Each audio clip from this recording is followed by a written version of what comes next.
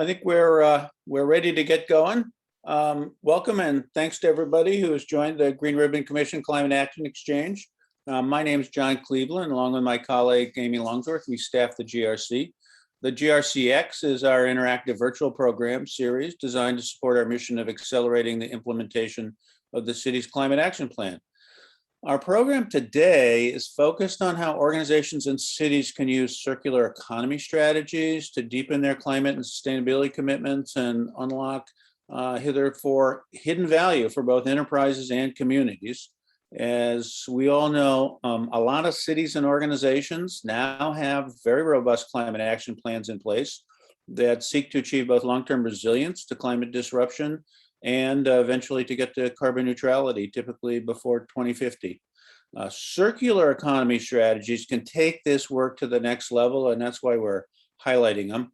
And it takes it to the next level, but in two ways, both by extending sustainability goals beyond the energy and fuel use that's typically encompassed in a climate action plan, to include all of the material elements of the system. And second, by driving deep into scope 3 strategies. These are sort of supply chain strategies and focused on decarbonizing all of the stages of the life cycle and value chain: design, resources, extraction, production, logistics, use, decommissioning, and recycling. And you'll hear a little bit more on the details of this as we get into the programs. We are starting to see the emergence of circular economy strategies that are becoming part of the global sustainability discussion, which is, again, one of the reasons we wanted to highlight them here. And this has included the adoption of a circular economy action plan by the European Union in March of 2020. And as we'll see from our panelists, these strategies can be implemented at multiple scales, at the organizational, enterprise scale, community-wide, regionally, and nationally. We're really fortunate as the GRC to have one of the global leaders in circular economy represented in our membership. Enel, whose CEO Surya Panditi serves on the GRC, is a subsidiary of Enel and is an elite leader in sustainable energy transition technologies. Enel is one of the largest energy companies in the world and the global leader in renewable energy generation.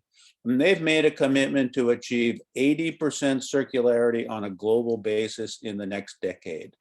So Peter Perrault, who's head of their circular economy for North America, has helped us organize this program, drawn on his really extensive network of circular economy connections. So with that, let me jump into our panel, who's going to inform us today and engage us in conversation. They represent multiple aspects of the circular economy movement, including enterprise strategies, neighborhood sustainability, built environment decarbonization, and sustainable finance. Our panel moderator is Renay Loper, who's Vice President of Program Innovation with PYXERA Global. PYXERA is an international NGO with over 30 years of experience in more than 100 countries, facilitating partnerships between public, private, and social sectors that create solutions for complex, multifaceted challenges.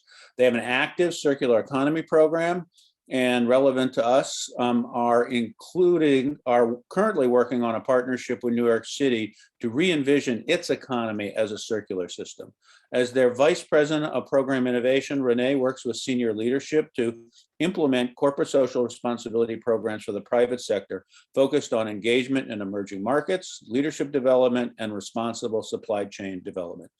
And in addition to facilitating our panel, Renay's going to lead off with a short, quote unquote, circular economy 101 presentation to make sure that we're working off some common definitions and frameworks.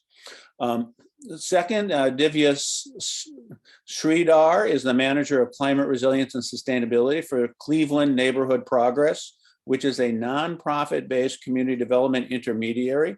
In her role, she manages all of the sustainability work for CNP, including urban reforestation and collaborations around local air quality, energy, and water quality. She also manages Circular Cleveland, which is a collaborative circular economy initiative between the City of Cleveland and Cleveland Neighborhood Progress, which is seeking to reimagine waste streams while advancing economic opportunity. She's a LEED certified non-practicing architect with a permaculture background. So she'll be grounding this conversation and discussion in the neighborhood city scale of work. Francis Yang is structures and sustainability specialist with Arup. a company that many of us know. She leads the sustainability materials practice in Arup's Americas region and has extensive experience in leading projects towards lower carbon, more sustainability, and healthier outcomes. She combines her expertise in low carbon materials and advanced use of life cycle assessment tools to help numerous projects aggressively drive down embodied carbon within our built environment. So we're delighted to have Frances here in this mix with us. Laksha Sampat is the Senior Manager of Cleantech, Energy and Sustainable Tech Financing for Bank of the West. Bank of the West is a subsidiary of BNP Paribas, the largest bank in Europe and the 7th largest bank in the world. Laksh is part of the commercial banking group and covers clean tech, renewable energy, and sustainable financing verticals. As part of his role, he's leading the effort for scaling the new vertical and is focused on a really unique opportunity in helping the bank leadership team build out a strategy to execute on a $1 billion commitment in the energy transition space. So he'll be speaking and helping us think about how the circular economy strategies get grounded in the finance sector. Last but not least, Peter Perrault is head of circular economy for US and Canada for Enel North America. And in this role, he works across all of the Enel business lines, leading the company's efforts in the region to transform its business towards an inclusive circular economy. So he's working in the North American region on the Enel goal of the 80% circularity. He's a sustainability management certified professional and a certified Envision sustainability professional whose experience spans over 15 years working at the nexus of sustainability and technology. He's had leadership positions with the UN Global Compact Supply Chain Traceability Task Force and was a member of the technical working group that developed the WRI greenhouse gas emission protocols for emissions reporting. So we're delighted to have Peter as part of this process. The panel, just as a little heads up before Renay jumps into it, the panel process will have 2 phases. Each panelist will take 5 minutes to share their perspective and work on circular economy strategies. And then second, Renay will then facilitate a roundtable discussion with the panelists. After the roundtable, we'll have about 20 minutes for audience Q&A. So if you have questions for the panelists as they're doing their presentations or as they're having their discussion as a panel, please put them in a chat box. We'll remind you of this a couple of times, and then we'll be drawing from the chat box for the questions for the Q&A sessions. Lastly, before I turn it over to Renay, 2 logistical notes. A, we are recording this session, and B, shortly after the end of the session, you'll get an email with a link to both the recording and all of the presenters' materials and slides. So with that, Renay, I'm going to turn it over to you. Excellent. Thank you, John. And thank you to the Boston Green Ribbon Commission team and network for inviting me here today. It's an honor to facilitate this important conversation alongside my colleagues, friends, and partners. So very excited to dive in. We can go to the next slide. So when I read the description of our conversation today, I couldn't help but get excited about demystifying or making plain or simplifying the nuances and intricacies of the circular economy, and then exploring how different entities can all embrace a circular mindset to take advantage of the opportunity that the circular economy presents for all.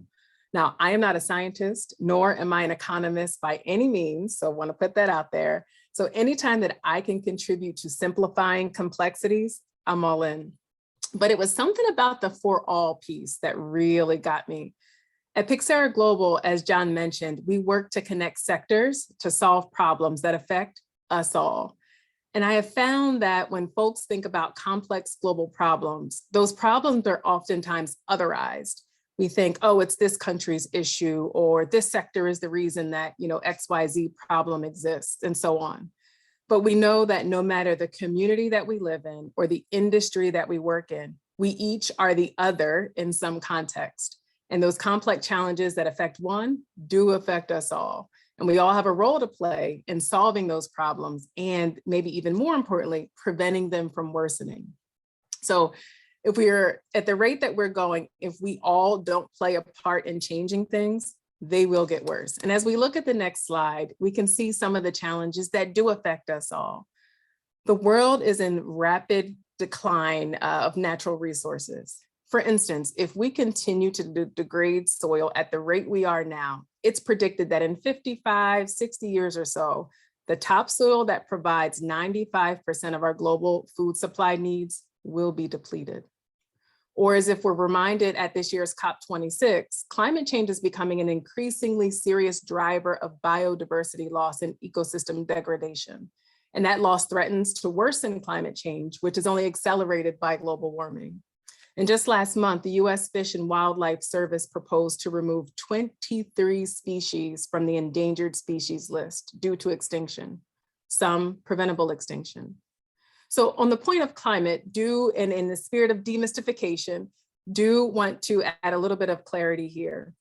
We know that greenhouse gas emissions are categorized into 3 groups or 3 scopes. Scope 1 covers direct emissions from owned or controlled sources. So think smokestacks, cars, trucks, tailpipes, those kind of things. Scope 2 covers indirect emissions. So those from the generation of purchased electricity, steam, heating, cooling, and so on. And then scope 3 includes all other indirect emissions. So that's everything else. That's in the fine print, the other duties as described, emissions that occur in a company's value chain. And that's what we're here to really speak about today. So just wanted to quickly mention that distinction as we think about climate and all of our connections to it. And lastly, not to problems, but equally important to note that as our global population grows, so do the divides, the wealth divide, the digital divide, skill divide, and overall the economic divide. So if anyone for a moment contemplates the danger of doing nothing, we cannot afford to, or even forging ahead without urgency, can't afford to do that either. We must pause to consider how our current linear economic model has contributed to the existing state of our global issues. So as we look at the next slide, our existing state of kind of our economic model, very simply stated, is take, make, waste. So that's resources in at the beginning and wasted out at the end. Now, don't get me wrong, this model has and continues to have huge economic values and has brought great prosperity to millions of people around the globe.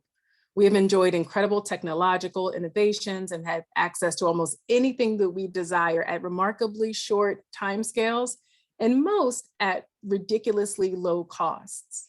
But it actually does come at a cost. It comes at the expense of our world, our communities, and in some cases, our own health and our family's health.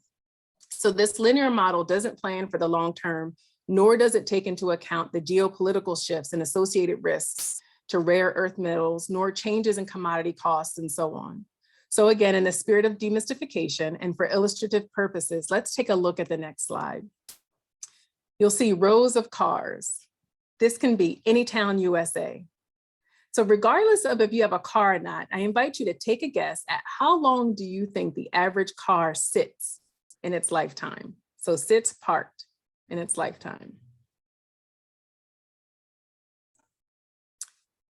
As we see on the next slide, the average car spends 92% of its life parked. That's more than 22 hours a day. And of that remaining percent, the majority of the time it's stuck in traffic or looking for parking. And even when the car is in motion, despite having 4 seats, the majority of the journeys only carry 1 to 2 people. And it was recently announced that the average cost of a car has climbed to about $40,000. That's a huge investment, both financially and resource-wise, that is just sitting, being underutilized. So when we think about shifting from the take, make, waste economy into a circular economy, we're essentially saying, let's examine and address the inefficiencies and detriments that exist in our current system from end to end and change them. Now, make no mistake, what we are speaking about is indeed a systemic overhaul, which brings us to examine what a circular system and a circular economy really truly means and looks like. We can go to the next slide. And then I believe the next slide after that even. So the chart you see here is an illustration of the core principles of the circular economy, courtesy of the Ellen MacArthur Foundation, who is considered to be the current global thought leader of the circular economy. It is important to state at the outset that while there appears to be a sudden rise in the prominence of circular economy, the concept has actually been around since at least the 70s. And as we start to dive into some of the principles that we'll get into here in a moment, you'll notice that some of the principles have been around since the dawn of civilization and are part of daily practice for tons of communities. So with that in mind, let's look at that first main principle. That's design out waste and pollution. And what we mean here is really looking at a product from its very inception. How do we imagine and then design things that leave no trace and no waste? Design for no greenhouse gases, design for no hazardous materials, no pollution, no traffic, no congestion, and so on. It starts at the very beginning. Next is keeping products and materials in use. And here we mean, how do we source inputs? Are we using materials from previous life cycles? So think reuse or recycle. Are we examining the lifespan of products and then working to extend them, either by repair or sharing or shifting to products and services? And then lastly, it's regeneration of natural systems. And here we're speaking about completely avoiding the use of non-renewable resources, using renewable energy and returning nutrients back into the soil. We heard what will happen to our topsoil in 55 to 60 years or so if we do nothing. So regeneration is critical. So on the next slide, again, in the spirit of demystification and adding a little bit more color and context to what we're speaking about, I want to offer a few examples. To the left, you see design out waste and pollution. We have the example of a company called UHO. It's a product made by a London-based startup that uses seaweed as single-use plastic alternatives. It can be entirely consumed and biodegrades in 3 to 4 weeks in the soil. And a quick fun fact, UHO was used at the 2019 London Marathon, which eliminated the need for around 30,000 plastic water bottles. Second principle, keeping products and materials in use. Let's go back to our parked cars. And rather than each of us owning a car, think about the current state of systems such as ride shares, Uber and Lyft and that kind of thing. And ideally, we would be using electric vehicles, not gas-powered vehicles. But another example is thinking about thrift stores or box brands that encourage consumers to return clothing for repair. For example, I'm sure you've noticed the Patagonia logo at the top of the box there. Patagonia often gets referenced to as leading in this space, and they are making headway in the consumer apparel goods industry. But one thing to note about the Patagonias of the world is that the concept of repairing products is not new, and it's been long practice in communities out of necessity in historically marginalized communities because there wasn't an alternative. There was no choice to go buy another thing or do another thing. We have to extend the life of what we have now. So with that in mind, I encourage us as we think about our value chain and as we think about partners and as we get into the ecosystem, let's be thinking about how can we learn from communities? How can we learn from what's already being done? And how can we really truly think about how does this all work for us all in the circular transition? And then lastly, the principle number 3 about regeneration of natural systems. Remembering again, and not to be morbid, but remembering again that we have less than 60 years left of topsoil. If we were to capture all of the nutrients from food, animal, and human waste, and reinvest that back into our system, we could provide almost 3 times the requirement that we currently have for existing fertilizer required. And as an example of an amazing organization that I've come to know and love, it's based out of Detroit, and it's called Detroit Dirt, founded by a Black woman that picks up food waste from General Motors, herbivore manures from the Detroit Zoo, and spent grains from local breweries. And rather than that waste going into dumpsters and landfills, she converts it into high quality compost for local urban gardeners and farmers. And I'm sure many of you on the line today are probably familiar with a lot of local organizations that do similar work, but that's exactly what we're talking about when we speak about regeneration of natural systems. So as we look at the next slide, and as we start to transition into what does this mean for you? What does this mean for me? What does this mean for the context of our daily work? Want to kind of break it down from the global grammar, moving into the regional sentiment. How do you enable it for your industry, for your part of the organization, your piece of the value chain, and then the grassroots reality? What does this look like in practice? Next slide. So global grammar, very quickly zooming back out. I'm sure many of you might be familiar with the comparisons between the US and Europe with regard to their respective circular economy journeys and policies. We probably often hear about how far ahead Italy is, for example, how they're on their 5th iteration of a national circular economy strategy. And my colleagues can share a little bit more about this in a moment, but wanted to quickly just amplify the role of legislation in enabling a circular economy. Now, while the US doesn't have any national strategies or policies in place, there are some on the table. So fingers crossed, we do remain hopeful that we're moving and trending in the right direction. And if you can see at the bottom of the screen, the source of that map there is Bloomberg NEF. So if you're interested in learning more about some of the data and some of the regulations that do appear across 17 different countries, please do check out Bloomberg NEF for more. Next slide.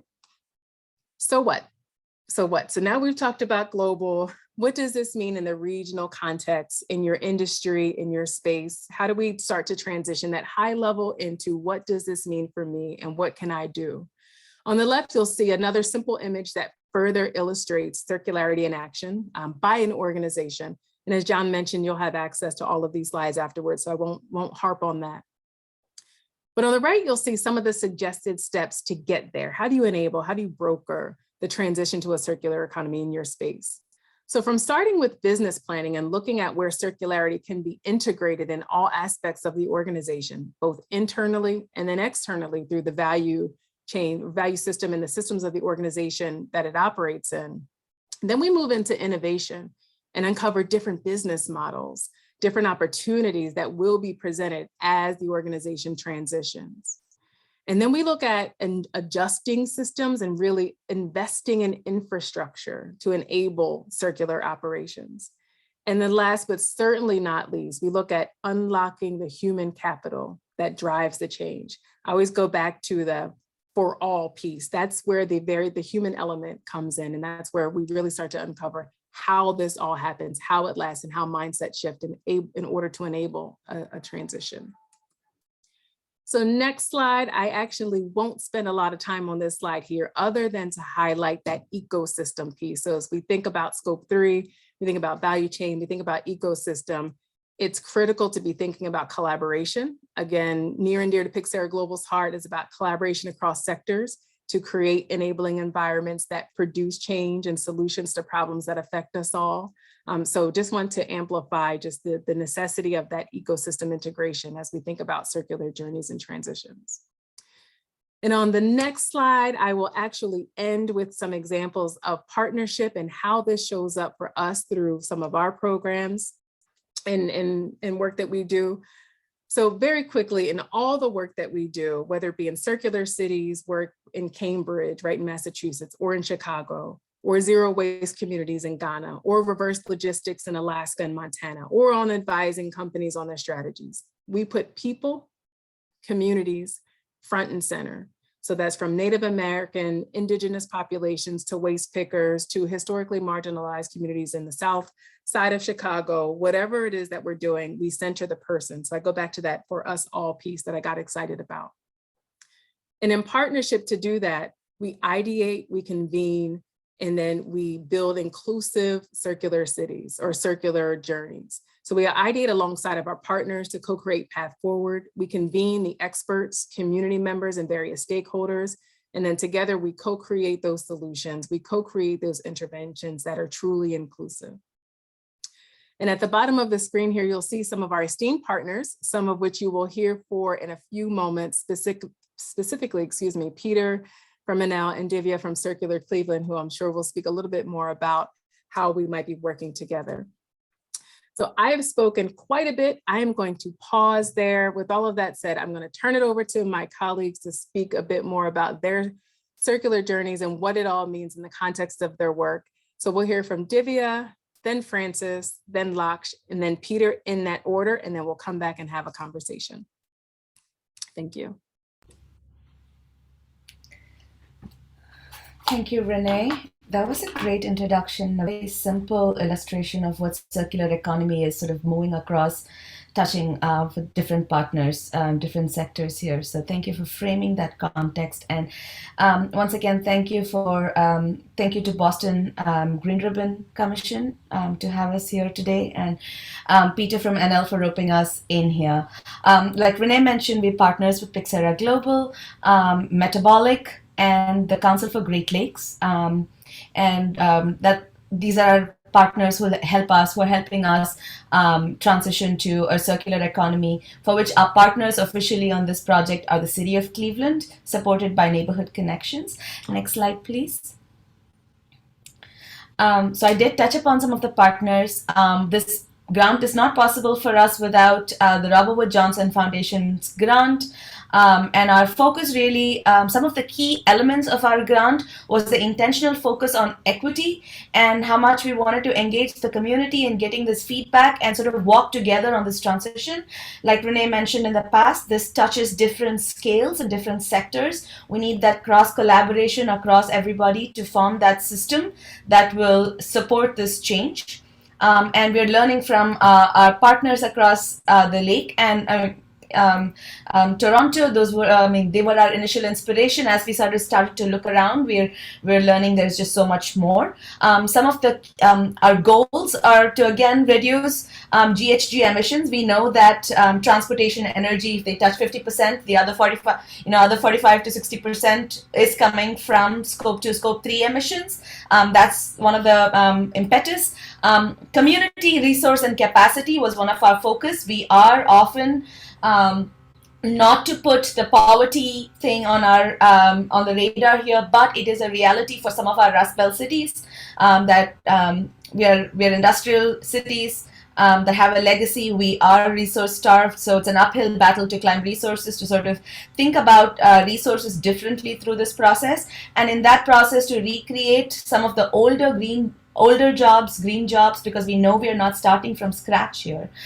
And as we move to the next slide, I'll show you a little bit more about some of our timelines. Just quickly, we hope to have a roadmap established in by early January, or towards early part of the year next year, early January, February.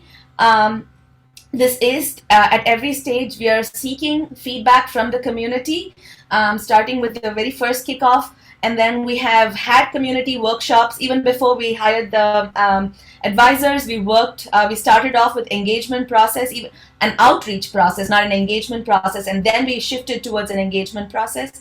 Components of this include having small community grants so that we can learn what the community is doing already, because this is not a new concept. It's some cultures have done this. It's a part of their lifestyle. Indigenous communities don't throw away, communities across the world don't throw away waste, especially Indigenous communities. They know how to keep that cycle going. So we're hoping that through these small grants, some of these representative communities will show us what we are going to learn.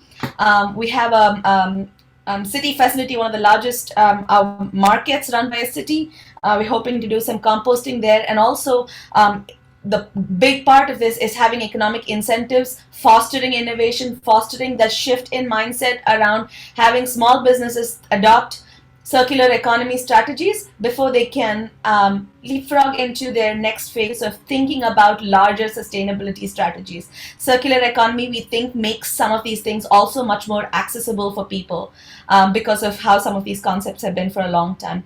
As we go to the next slide, I'll show you a little bit about how we are engaging community. Two-pronged process we have. One, I mentioned that we have a community grant process that I'll touch upon next. We also have a Circular Cleveland ambassadors. We have about 10 ambassadors. They're from different parts of the city. They also bring their affinity groups. Our hope is that they bring their interests, their practices, their knowledge, and also share with us what they're hearing from the community. So we can incorporate that into the roadmap. And then also when the roadmap is beginning to take some ideas and formulate some of that based on what the advisors are seeing across the globe, our ambassadors are ready to take that message out into the community, get the community slowly prepared to adopt some of these things in the implementation of our roadmap process. Several backgrounds, and intergenerational. Some of them also, I'll show on the next slide, are grantees of the grants that we were talking about. If you can go to the next slide, I'll talk a little bit more about our community grantees and really showing how, about the need to have community participate in this. We're doing this for three reasons, right? Communities have done this because of their need for a really long time. So when we launched these grants, we realized that we were sending this message out to several of them who've been doing similar projects over the course of time. Some of them came back and applied for grants. They've been doing the same work that they applied for these new round of grants for, have been doing this work for at least 4 or 5 years now. One of them has rescued in the last 4 years close to 20, I don't want to quote a number, a large amount of food through chain restaurants, and sort of redistributing them more extensively during COVID. To sort of to sort of close the food gap. Again, this is building resources within the community. We are looking at it as elevating the stories of some of the people who are doing the work. The next thing we are hoping to do is that we are normalizing. We talked about repair, reuse, extended life of products, repairing them to keep them in the system for a long time. We want to normalize that. This is a process. This is not we cannot continue to be a consumer-driven market. So using resources well. Again, if a community comes together and a bunch of communities come together, we are putting our putting our money where our mouth is. Then we are sort of asking for this change, hoping that this large number of grantees that we have through this process will make that culture shift, so that we can really try to see, can culture really eat strategy for breakfast? We know that happens, but we're trying to sort of make those numbers happen. And then the last thing is that doing these small grants while building capacity. Some people who don't have the capacity to participate in the formal economy right away, this is providing a pathway for them to join jobs at a different level, build up their capacity and join the mainstream, or create new jobs that are green, that are older jobs. We've lost out on repair technicians, we've lost out on seamstresses, we've lost out on our cobblers. Bringing all those people back together and making them more accessible, again building capacity within the community. How much do we all need, right? And when we want to make sure that our resources are safeguarded for our 7 generations, what kinds of ancestors are we being? Community plays that role and sort of takes that to the next level. Next slide, please. So we also have here, through these grants, an opportunity for the city of Cleveland to give out incentives. We haven't figured out what they're going to look like, for the community members or new entrepreneurs who might rise out of either this community granting process, knowing that their concept or their community concepts is valuable, taking them to the next stage, or inviting some of those people who already small minority owned businesses who are already doing this kind of work, trying to figure out where they can get some small grants to walk into the sustainability space. We're hoping that this would be a way to bring them more into the conversation. So this is another component of the grant, making it easy, creating easy pathways for entry into this space. And with that, I think we're hoping that this will bring us that collaboration that Renay was talking about. PYXERA Global Metabolic have been working with community members. PYXERA Global's expertise has been in bringing these public-private partnerships to the table. So we've had great introductions to people and resources that we can bring to our initiative. And with that, I'm just going to pass this slide on to the next participant before I go on a coughing bout.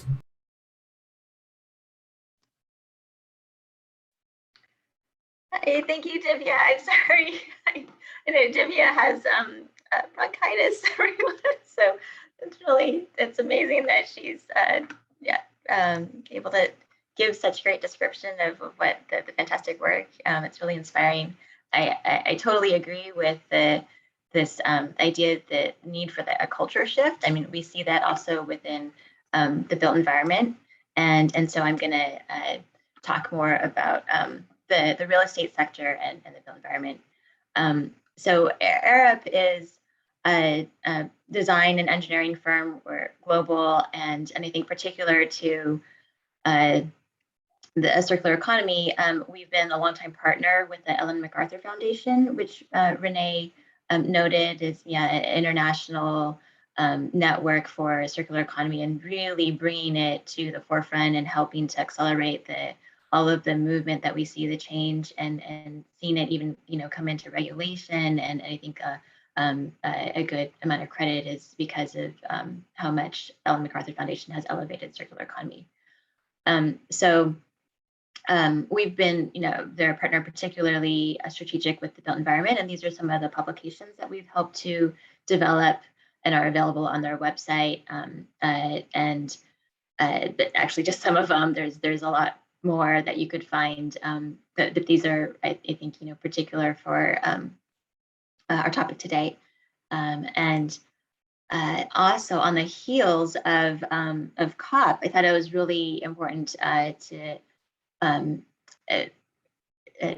recognize some of the activities and elaborate on the connection between circular economy and carbon. So you've probably seen this before, where this pie chart of our global GHGs and how, for a long time, building sector was kind of just focused on the building operations.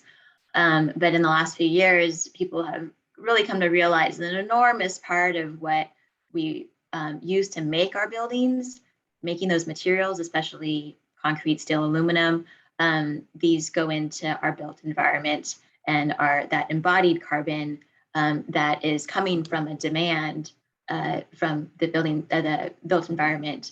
So this is infrastructure and buildings. I've seen a number of about 11% that is attributed particularly to buildings. And with the growth we're expecting, and especially urbanization and population growth, the statistic right now is that we're on a rate of about another New York City every month that is built around the world. So with those two together, I mean, it just, the need to drive down carbon in the built environment is essential. And with COP, it was announced this really aggressive commitment from the World Green Building Council that many entities have signed up to now. I initially, I remember just 2 years ago, maybe it was a 0 by 2050, and now to see that continue to move up 2040, and now really aiming at 2030, because it just emphasizes how urgent it is and how much we need to accelerate the activity and investment and our resources towards embodied carbon and operational carbon reductions. So while there is in their definition of net zero, there is recognition of, we would compensate and offsets and renewables, and that is part of the the scope of net zero, but they're trying to emphasize that reduction comes first, and have an equal emphasis too on the operational and embodied, because in particular with embodied between now and 2050, we know that our new buildings are going to produce around half of the emissions coming from the materials that we use to make them. So with this focus on embodied emissions, I mean, that is, of course, enormously linked to what we can do with circular economy. Arup has a study in this diagram that we have really circulated within our company, and I think trying to share with others this what we call the inverted pyramid of these really critical steps in getting to that net zero built environment. And as you can see, using circular economy principles is the pathway. It's throughout, it's infused without the steps you see. So we've certainly embraced circular economy as the strategy for getting to net zero. It's really at its core. And so, like, what does this actually look like? What are those things actually? How do they manifest? This is another pretty well-known diagram by the Ellen MacArthur Foundation. It's called the butterfly diagram. And so we have these technical loops on the right side and the biological loops on the left. And this idea that if you can recognize that there are these two different loops, then you can see how our resources can continue to cycle, and we can attain the highest value and not let them just go to waste prematurely. So Arup looked at this and said, okay, well, what does this look like on the built environment? And we started to this overlay of, okay, how when we introduce these loops into the construction value chain, where we used to have a very linear model, where can we loop back? Where can we embrace these ideas that we see in the circular, in the butterfly diagram, and introduce that to the built environment? So there are, a lot of particular activities that, see a little bit of it in action, or in pockets, especially in the U.S. But what we need is a really wholesale change, and to see these just part of the norm, right? Like that, you just need to see it all scale up. So in trying to help us get there, one of the things we also recognize with circular economy, as Renay said, that circularity principles have been around for like forever. But I think what was unique about Ellen and Parther's approach was that the economy piece is to like really take this and make it part of a shift that is driven by better business models as well. So this isn't just good carbon sense and resources and waste benefit, but it's also going to be beneficial in a business sense.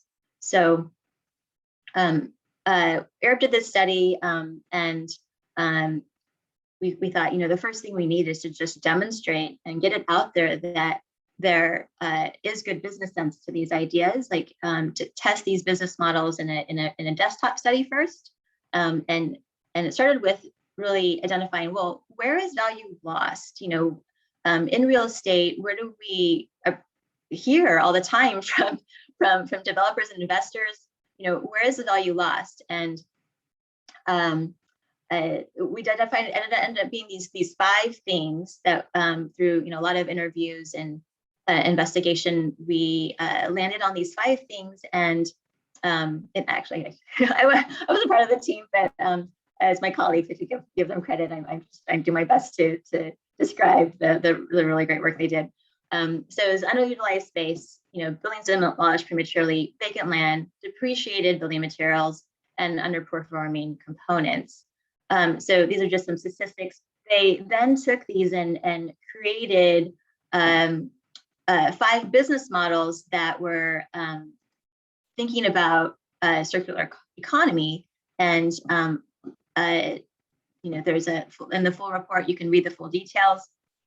But what was really inspiring was that, in all of the 5 business models, it turns out that there is a return on investment. There is cost savings. There is a lot of promise here that is yet to be, really explored and tapped into.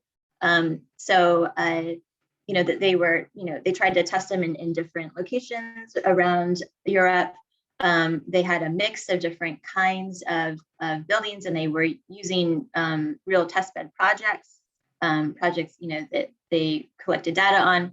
But what hasn't been done, and I think is really the next step, is to turn this into the real context of an organization, of an investor, of a developer, within the realm of the political and regulatory environment that they have for their portfolio or their assets.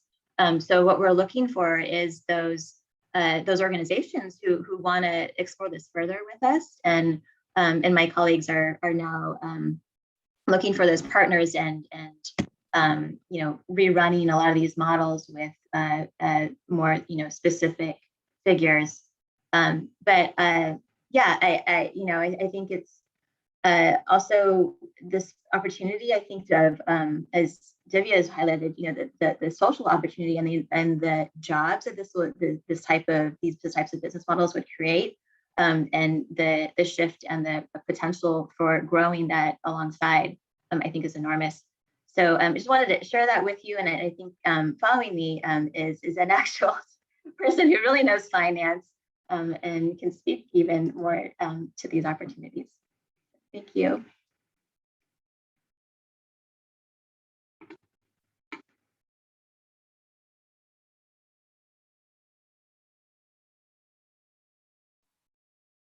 Thanks, Renay. Good morning, good afternoon, everyone. Can you guys hear me? Oh, perfect. Yeah, so thank you, Peter, and thank you, Boston Green Ribbon Commission, to invite us and be part of this panel. One of the things that I want to bring up, there are a lot of discussions about circularity, sustainability, and how banks think about it, and what are the ways that rubber meets the road at the end, right? So at the end, we all know we all need money, and we need some capital to flow into these sectors, right? So I just want to bring in purview of how we think as a bank, or as well as the financial services companies think about some of these new technologies and new emerging sectors coming into the space, right? Could we move into the next slide? Great. So we all talk about sustainability. You will see a lot of companies talking about we want to be ESG focused. We want to be sustainable company. But what does it mean at the end of the day? And my colleagues Renay, Francis, and Divya covered quite a few points around how some of these parameters come together, right?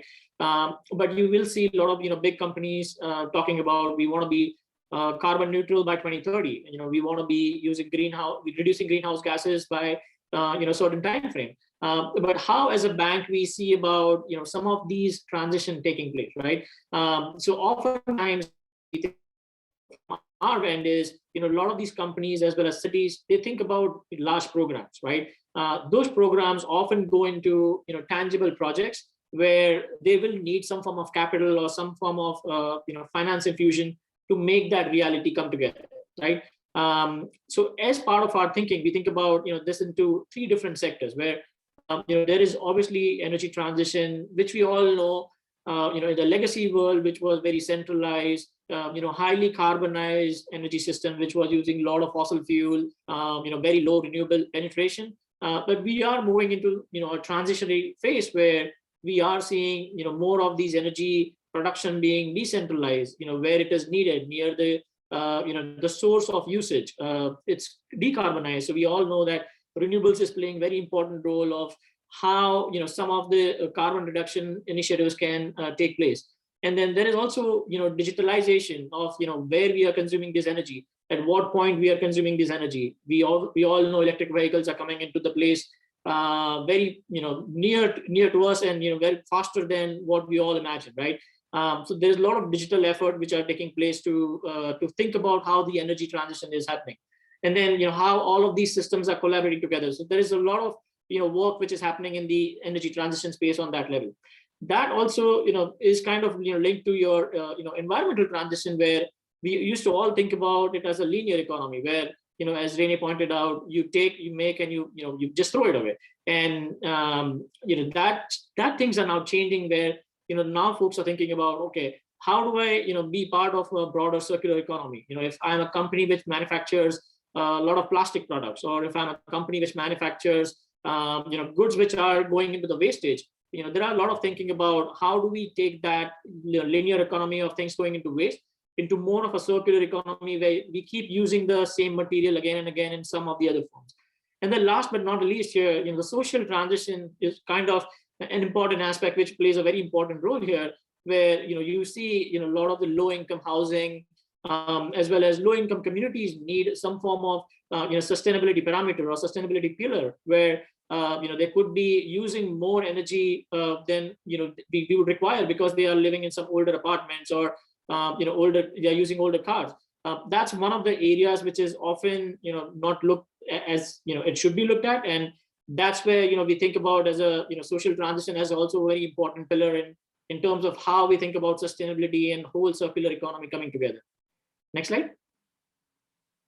Yeah, so it's very similar to the butterfly diagram Francis pointed out, but with a very important aspect of energy transition needs to be think around the circular economy transition. So we all know on the left side that you see in the legacy world, we used to have large power plants that used to produce energy in one place and then used to bring in near very, crowded residential place or commercial places. But that system is now changing, where now you see some of the circular economy playing important role in bridging the gap, where we are seeing dairy waste to energy happening.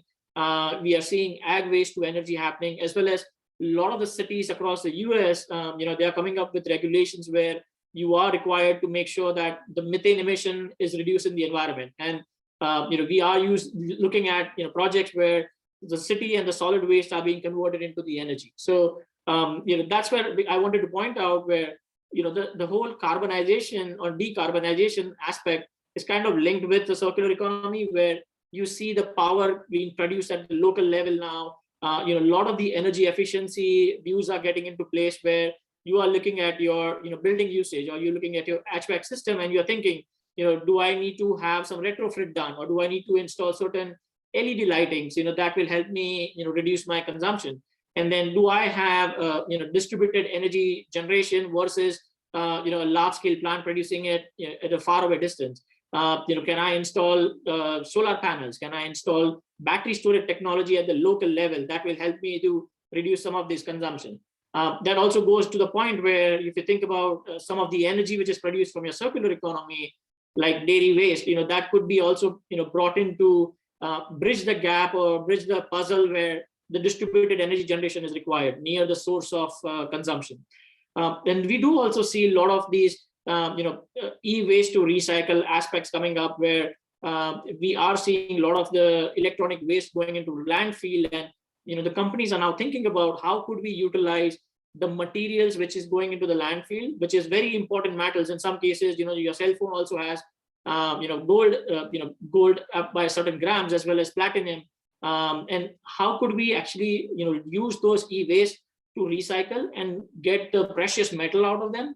And then also the plastic we all know is playing a very, very important role in how we consume certain thing and how we use certain thing. And as a mankind, or as a humankind, we that's one of the product that is going to last for generations. So how we can probably take that and generate into some form of a recycled material.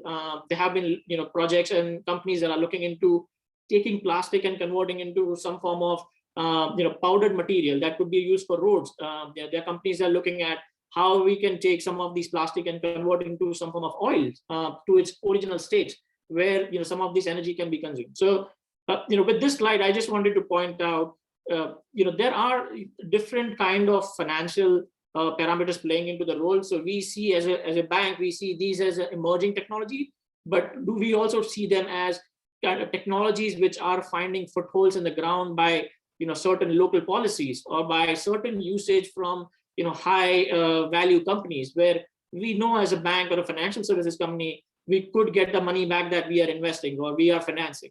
And last but not the least here, we want to think about how the government policies plays an important role, right?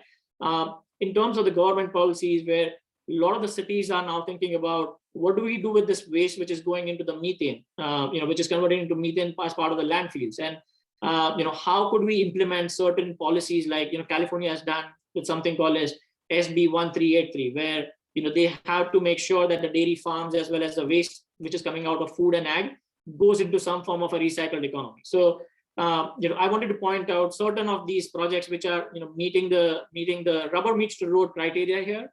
And the last point I wanted to bring up here is as part of these transition, you are seeing certain financial product coming into the market, right?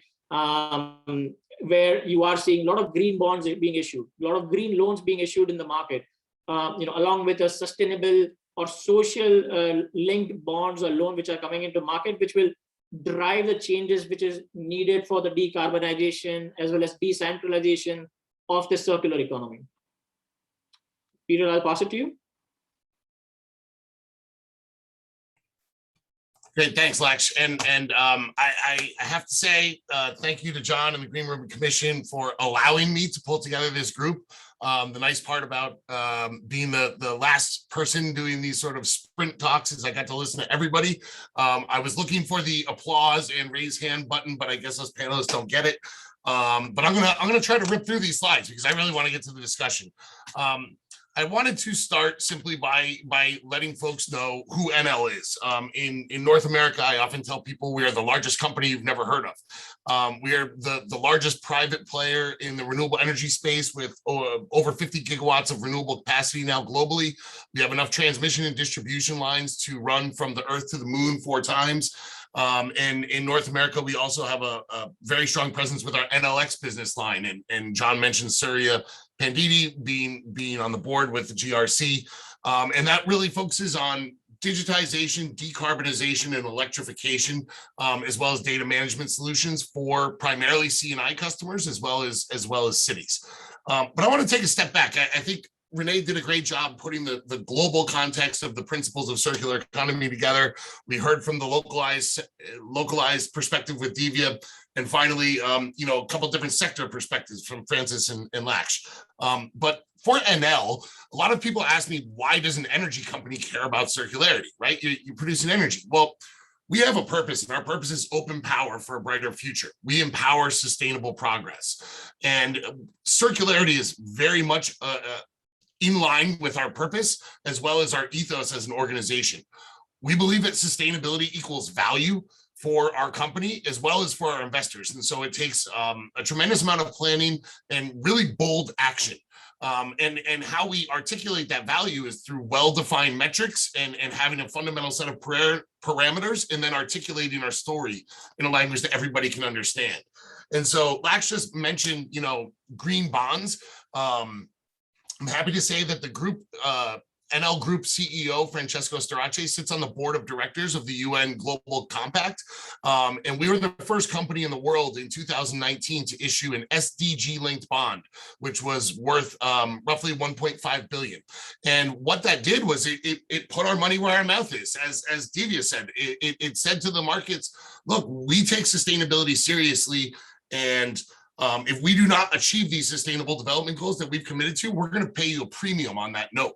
And people sometimes ask, well, why would someone want to invest in that if they're going to get a lower return? And the answer is they see decarbonization, sustainability, and the social goals as well as de-risking their investment portfolios. And so we have committed. We were one of the first 5 companies to have approved science-based targets for emissions reductions with full carbon neutrality by 2050. We have since ratcheted up or tightened those targets twice now already since we initially committed. And we have also accelerated the phase out of our thermal generation assets. And what the result is from a finance perspective is that the markets have taken notice, and they understand that, we are a good long-term partner for that. And we very much see the circular economy as an accelerator of our growth strategy. And so you notice across all dimensions, whether it's social or climate, because they are interrelated in an inclusive and equitable circular economy, we perform quite well against our peers and competitors in the industry, as well as with others just in general that are listed on the rating systems. So for Enel, we talk about our 5 pillars of circularity. And on the outer yellow ring, you will see those 3 primary principles that Renay highlighted at the beginning of the discussion, which are really eliminate, circulate, and regenerate. And what we have added to the mix is these concepts of business models. So product life extension, sharing platforms, and product as a service. And what that allows us to do is to better innovate within our business around how we can accelerate the transition to a circular economy. And this is just a quick snapshot to show you how we think about it from a mathematical perspective and how we start to calculate things, because you really have to be measuring what it is you're doing and being able to then manage it and also articulate that out to organizations. But what we do, or the way that we approach this, is we take a value chain approach. So, we don't really talk about supply chains as much as value chains, because with the looping that occurs in circularity, you don't know where you're going to uncover added value. And happy to jump into the discussion and share a lot of examples, but we really look at every phase of a value chain for a product or a physical asset, because again, we generate renewable energy 100% in the US. We also have a very strong PV and battery storage business within the NLX business line. but we don't manufacture those goods. So we are actually procuring a lot of materials, and we get very engaged with those suppliers to understand what levers we have at what stage of the value chain to improve the circularity of our footprint. And John mentioned that target of a 80% circularity by 2030. I believe it's actually 86%, but that was announced at our Capital Markets Day in 2020 last year. And so again, telling the market, telling investors that this is what we are going to do to achieve this, because we have to look at the entire value chain. And ultimately what that message is saying is that we want to, renewable energy is not good enough for Enel. We want to be truly sustainable energy. And had the pleasure of working with Francis and the Arup team on a really cool project last year, where we looked at the embodied carbon and the embodied ecotoxicity of solar and battery storage power generation plant. And we found that the procurement decisions we made and the product selection decisions we made had a difference. The design of the plant itself and our unique approach to what we call dual use solar. So getting ecosystem services and two uses out of the land that we are occupying, not only accelerated the carbon ROI and the ecotoxicity ROI, but it provided mutual benefits for the community as well, whether that was through the planting of pollinator-friendly habitat, which will provide ecosystem services and pollination to adjacent farms, or native vegetation with deep root structures that can better sequester carbon in the soil or regenerate those soil nutrients, stave off erosion. All of these things are benefits that are helping us to regenerate natural systems. But it does start with the design phase. And so I want to transition into the discussion and wrap up for now by saying circularity is not simply a conversation about waste. It always starts with the design phase, and that we are able to measure and make commitments to improving our circularity. And there's a lot of economic value that can be realized from that. So with that, let's get into this discussion. I've been waiting to talk to you all for a long time. Wow, wow, wow. My mind is blown just about we've covered so much. We can take this conversation in so many different directions. We only have about 25 minutes left, so I'm going to dive in. We went from corporate to community and covered everything in between. So as we start to get into the conversation, I do invite those who are with us, those in the audience, if you have any questions, if any one of us said anything that you kind of want to pull the thread on, please do drop it in the chat and we'll make sure that we get to it. But in the meantime, I have a ton of questions for my fellow panelists. So let's do it. I'm going to turn to Laksha first. So Laksha, you talked about financing, you talked about just the role of, you mentioned a little bit about ESGs, you talked about financing as it relates to cities and enabling a circular economy, and you mentioned a little bit about investors and that kind of thing. If you could speak a little bit more about specifics, what does ESG focused financing look like? How do folks access it? What do they need to prove, do, measure, report? And what does it enable? For me, I'm not a finance person, so the clearer that we could talk about that, that would be helpful. Sure. Probably I can spend the next 3 hours talking about that, but I'll try to consolidate a lot of the things that are happening in the market. So a few things which are very active in the market, where you are seeing, as I mentioned, a lot of the big companies focusing on we want to be decarbonized by X amount of years, right? So Peter's company Enel, they are thinking about how do we think about energy transition, as well as how do we think about other aspects of the value chain or the supply chain hitting our business, right? So they are thinking about the suppliers that they're working with. They are thinking about how is the waste coming out of their operations being utilized, right? There are the finance market is looking at all of these and saying, okay, what are the products that are in the market that we could probably use for companies which are like Enel, which are thinking about sustainability from end to end. So there have been products in the market where based on the UN SDG goals, or based on some form of sustainability performance targets, we consider them as key performance indicators. There have been product devised where a company says in next 5 years I'm going to meet these targets, and I'm going to reduce my carbon by 80% or 50%. Now what they do is they go to the capital markets and say, I'm going to do all of this activity. I want to avail, better interest rate, right? So there are sustainable linked loans. There have been green loans where, as a finance institution, we track those KPIs or sustainable performance targets, and we give them certain basis point discount, right? So for example, if a company meets, every year they meet the carbon reduction goal by 20%, we give them certain basis point discount in the capital that they have raised from the market.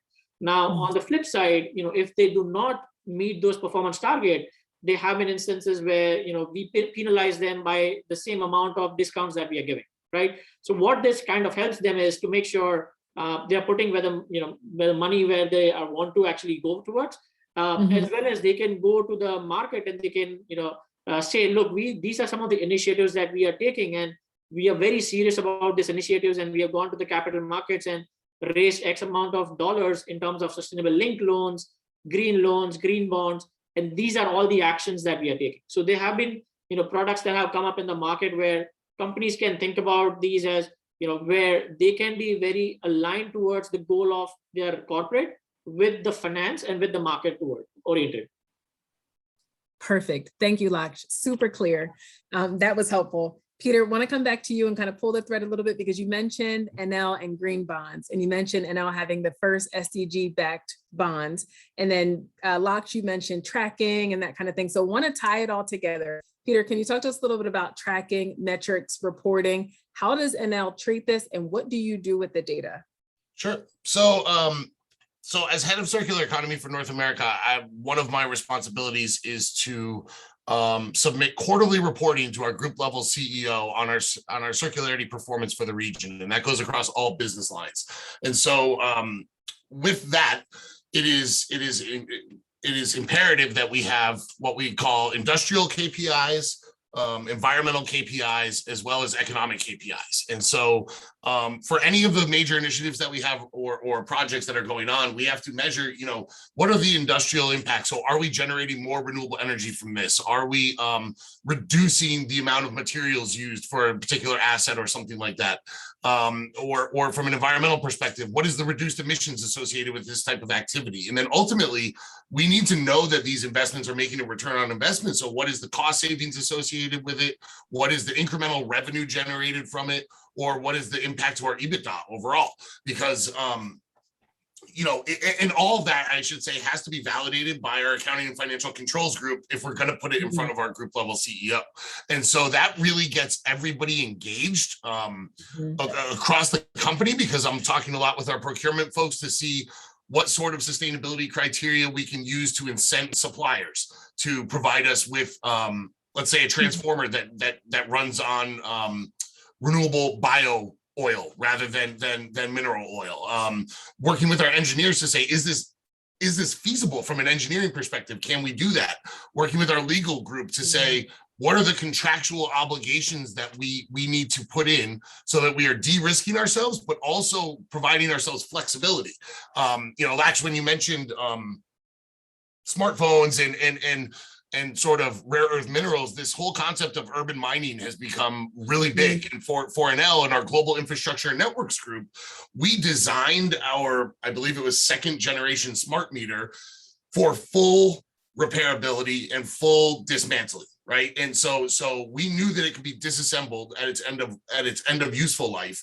And then all of those materials from the second generation went into our new third generation smart meter, so that it was truly much more circular, right? Because it had to be modular, it had to be repairable, and it had to be able to recover those materials. And it's thinking like that has opened our eyes across so many parts of not just the company, but our entire value chain as to where the opportunities are. Wow, thank you. And thank you for illustrating just the integration across Enel's ecosystem, from legal to finance to product to procure. Like, that's the kind of level of granularity that we need to be thinking about. Well, and I just want to add that one of our global business lines was formerly known as Enel Trading, still sometimes referred to that, but we made a very intentional decision to rebrand them and change their name to Energy and Commodity Management, because we are actually actively measuring all of the material inflows and outflows of the group as a whole globally, and we're seeing that value in their engagement and being active in commodity markets, whether that's copper from electrical lines, or the material used to produce wind turbine blades, and what the new innovations are going to be in that space. And it's really exciting, because I just, as a matter of fact, last week saw our global power generation circular economy 5-year plan. And in the next 3 years, we have a target to increase the economic value associated with it by over 200 million euro. Right. And Wow. so, and again, to be putting these numbers in front of our group level CEOs, and to even be whispering it to investors, means that we know the opportunity is real and it's tangible, and it personally excites me. Yeah, I can feel your excitement and your energy coming through. And Renay, just to add to Peter's point here, as part of the effort that he's leading, we as a financial service institution look at that as an audit which has been done internally and verified by some form of audit companies, and that prevents the risk of something called as greenwashing in the market, right? So we know that they're just not talking or just not presenting a data for getting a basis point discount just to get it, right? Because they have been doing the work behind the scene and getting these operations audited. So that gives the financial services companies some comfort level that this is not a pure greenwashing effort. Yes, thank you for that, Laksha. And good to see how that data then feeds into your decisions.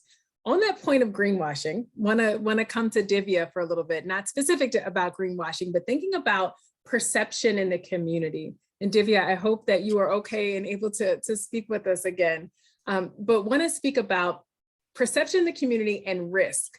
So when we think about cities on a circular journey, or transitioning into circularity, corporate driven efforts that focus on transitioning into circularity. Divya, you spoke a little bit about communities that are already have already embraced for centuries, components of circularity and circular economy. So can you talk to us a little bit about the risk to the community if they are not included in citywide or corporate driven efforts? When we think about it as a truly economic model, one that benefits all, what happens if we don't involve the community? What happens if they're not included? Who knows what ideas get lost, right? To start off just at the very basic level. This is all about innovation. This is about various touch points. If we don't have the younger generation in the same room as someone who's 75 years old, who's talking about some of these stories, then someone in the younger generation who knows how to capture that story, tell it better to an audience that understands Laksha's language or the language of SDGs, to be able to universalize that language and suddenly commoditize something that that we may have not thought about. There is a lost opportunity cost there in not having community as a part of this dialogue, and there is communities start at very small levels. I know very recently, I heard about using fenugreek leaves and fenugreek seeds, using a paste from that to coat it into grocery bags, brown bags, to extend the shelf life, just like a Peel's product, right? So when we also know, when you have a competitive product out there, it drives, the market much better. You're getting visibility, you're normalizing a concept. So I think just taking these, I think there's just a big opportunity cost lost when we don't have the community be a part of this. And again, there is small groups that come with really small ideas, and where we see the need is some of them get lost in not being able to access capital, when we don't know what some of their struggles are, if we don't engage them right. We're again sharing our perception of what their troubles are with a sector that we are talking to and going and seeking funds, or capital, right? But if we are able to really learn from them what specifically that is that impacts their community, that we're able to translate that language a little bit more, maybe even better in bringing them into the conversation, so they're sharing it directly themselves, truly bringing that inclusion, governance into some of these models and elevating their role within that space.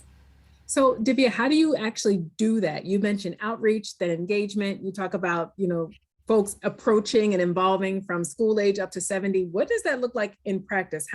What's the first step? What do you actually do? we get a lot of flack from our community, and we're taking that because if we try to organize meetings from 3 to 5 and meetings from 9 to 11, that's based on people's timelines. That's not okay, right? We need to have evening sessions. We need to have a weekend session. Are we compensating people who are coming during the times that they are, supposed to be working fairly, so that the time that they are not in their workplace, they are compensated for? We're learning how to write our grants better to accommodate for all these kinds of things as well. Really, Renay, it's your language. If you don't know finance, if you don't know science terms, how do you have a universal language that can talk? And no, and the concept of circularity, I'll be 100% honest, we still don't know what that shared language looks like, because you're talking to developers, investors, and big companies, a completely different language to bring them on board, and you're telling the community that you're talking this language to them because you want to be honest and show the cards, right, that this is the language that we're talking. We don't know if that language is right. We're all in this boat testing all this together. So I think just constantly engaging, reiterating, sitting with that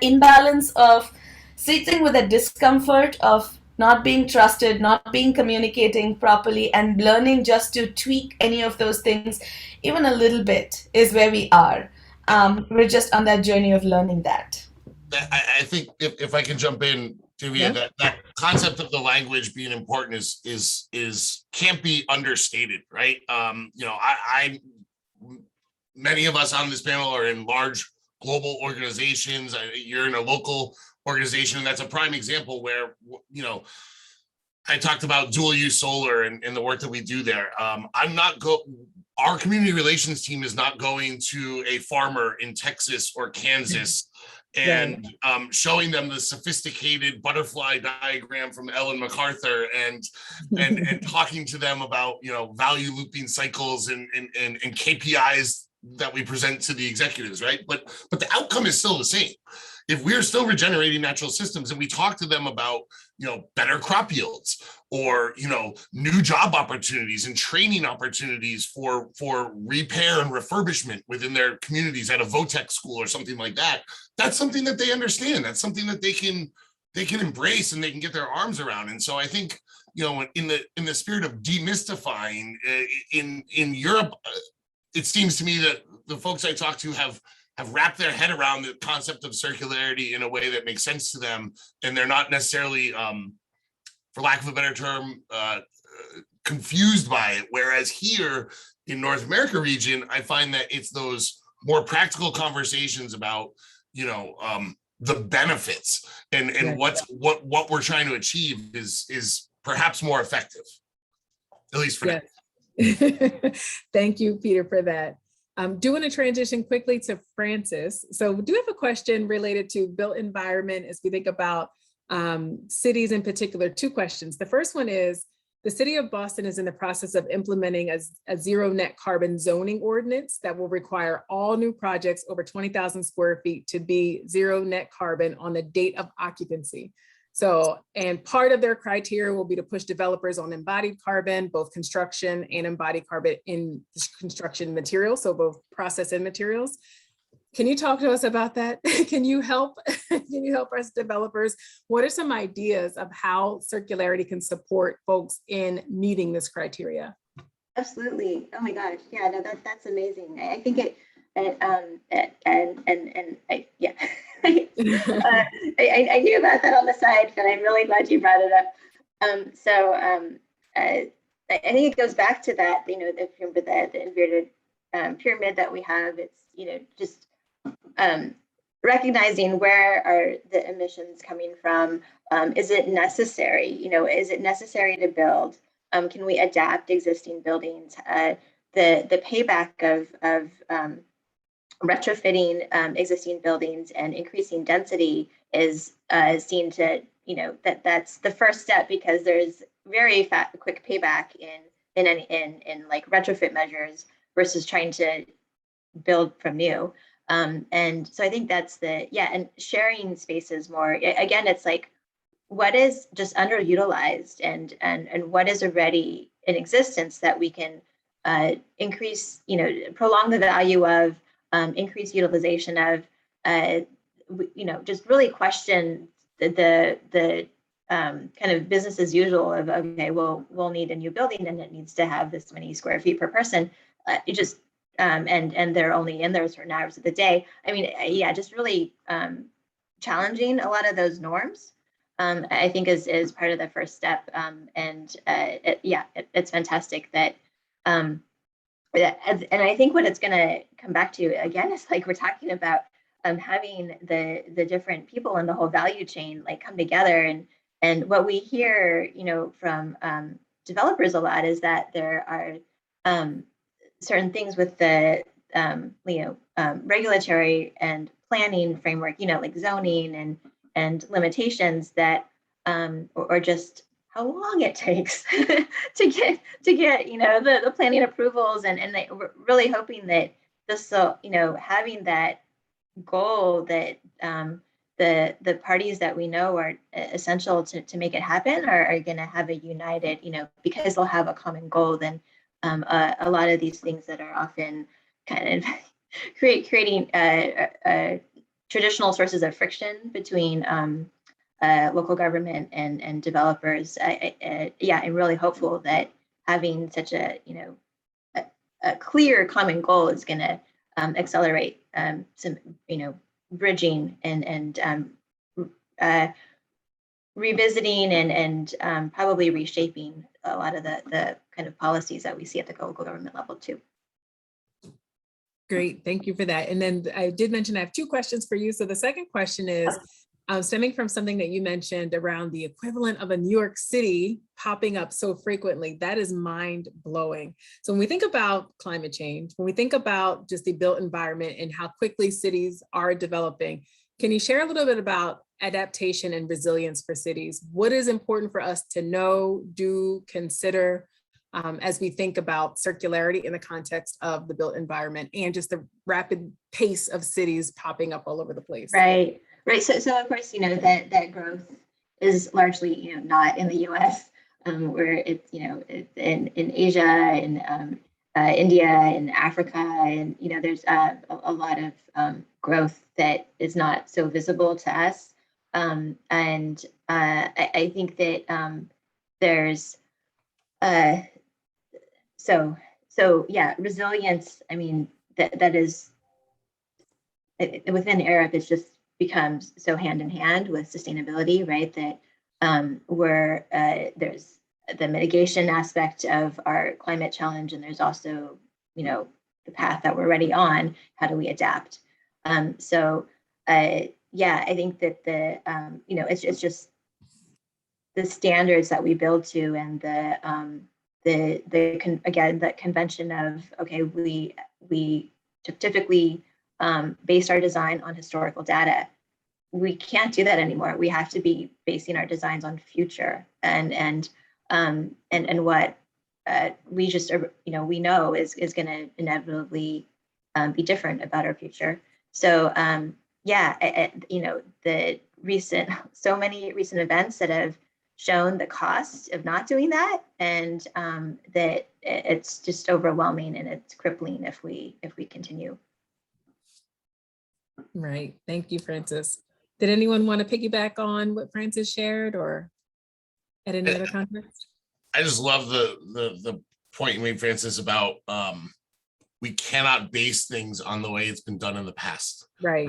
And particularly as it relates to design, we have to be forward-looking and forward-thinking if we're going to address the global climate crisis, the challenges associated with sea level rise, which is going to occur whether we want it to or not. It's not like if everybody stopped emitting GHG emissions right now, the sea will still continue to rise.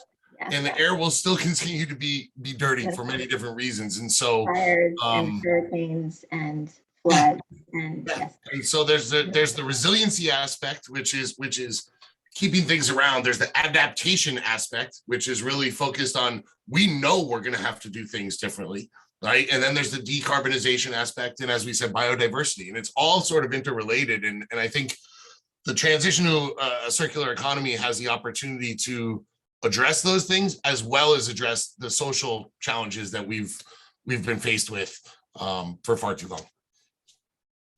Thank you, Peter, for that. So I'm going to ask one last question, just open it up to anyone who wants to take it before turning it back over to John to close us out. So from COP26, we have seen so many companies double down on net zero commitments, more than I know that I was expecting to see. So if we were to read the tea leaves a little bit, does anyone want to take on, what do you think that signals? What do you think that those commitments are telling us? And what does that mean for all of this? Open it up to anyone. I can go first. I think, from what I see, there have been conscious, talking point at the board level where, the boards are now thinking about, how do we make our company more decarbonized? How do we think about net zero? And not only boards, but there have been, instances where private equity firms or even hedge funds or, the funds which own those stocks now are thinking about and pushing that down to the, companies to think about decarbonization. So that's actually a very positive aspect of, how all the things are coming together, which is again a positive sign to say, in next 5 years, we will see some of the things quadruple in terms of the changes. So that's a very positive sign. If I could add one point, I think it's relevant to our NLX business line in particular. We've been hearing this for years, which is the cascading of those requirements, as Laksha said, from investors and insurance companies saying, like, if you don't have a plan, we're not going to insure you, to working with the value chain and cascading those requirements. So we provide advisory services for renewable energy purchases. We provide resiliency services with battery storage and companies that were previously not in the discussion, in the fold, right? The local companies, the regional companies, I'm not publicly traded companies that I don't need to do this, are now saying, shoot, if I want to do business with the big companies, then I do have to do this. I have to understand this and I have to take action. And it's really to their benefit, because if you're not sustainable, you are unsustainable. And I don't think any business wants to be unsustainable. I'll just jump on what you just said. It is across all those value chains, right? The power of having those dinner table conversations right now of those people who are working in factories, who are also CEOs, who were initially not interested in having a conversation with cake in their hand around any of these topics, now are forced to have these conversations because of their big consulting companies wanting to talk the same thing, along with the smaller mom and pop stores wanting to have to address and capitalize on some of these opportunities that they'll otherwise miss. So I think this is an opportunity that we cannot miss. Great. Well, thank you, Renay, and thank you for just a great panel, Peter, Francis, Divya, Laksha. Love the mix of perspectives, both from sectors and global and local, et cetera. So really appreciate you kicking this off. And I think we may look for opportunities to do the next level of drill down on this work, because there were so many of the areas that were, I could see that adding value to the climate planning that our stakeholders are doing. So we may be coming back at you with ask number 2 at some point in time. So thank you very much. And before we quit, I just want to note that our next GRCx is on November 30th. It's Next Generation Climate Action Plans. It has a combination of Harvard, MIT, and BU talking. And if you've been watching the news, they've all made really major announcements on their climate action strategies in the last 6 months. And they'll be talking about where they see this work going next, and in particular, how it gets more embedded in their engagement with students, their research, and ultimately policy making. So look forward to that. With that, thank you very much, and we'll close out. And thank you for all of you who hung in with us for the last 90 minutes. Take care and have a great Thanksgiving.